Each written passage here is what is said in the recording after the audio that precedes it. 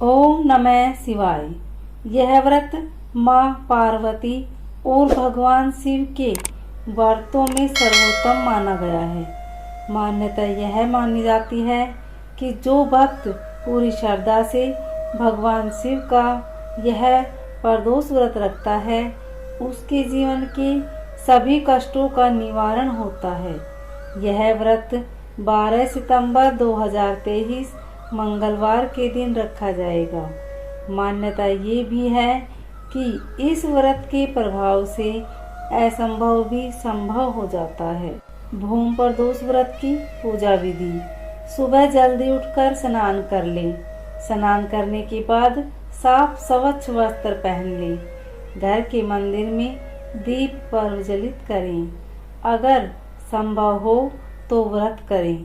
भगवान भोलेनाथ का गंगा जल से अभिषेक करें। भगवान भोलेनाथ को पुष्प अर्पित करें। इस दिन भोलेनाथ के साथ ही माता पार्वती और भगवान गणेश की पूजा भी करें। किसी भी शुभ कार्य से पहले भगवान गणेश की पूजा की जाती है। भगवान शिव को भोग लगाएं। इस बात का ध्यान रखें कि भगवान को सिर्फ सात्विक चीजों का भोग लगाया जाता है। भगवान शिव की आरती करें और इस दिन भगवान का अधिक से अधिक ध्यान करें। तो चलिए सुनते हैं भूम प्रदोष व्रत कथा। एक नगर में एक वृद्धा रहती थी। उसका एक ही पुत्र था। वृद्धा की हनुमान जी पर गहरी आस्था थी। वह प्रत्येक मंगलवार को नियम पूर्वक व्रत रखकर भगवान हनुमान जी की आराधना करती थी। एक बार हनुमान जी ने उनकी श्रद्धा की परीक्षा लेने की सोची। हनुमान जी साधु का वेश धारण कर वृद्धा के घर गए और पुकारने लगे, हे है कोई हनुमान भक्त जो हमारी इच्छा पूर्ण कर सके।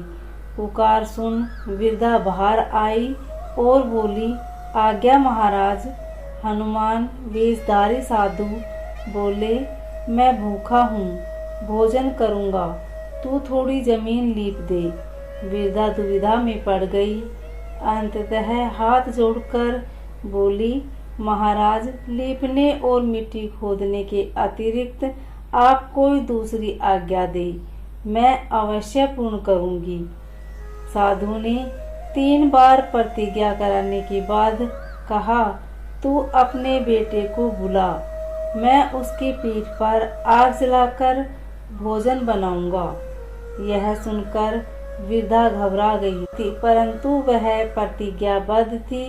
उसने अपने पुत्र को बुलाकर साधु के सुपुर्द कर दिया।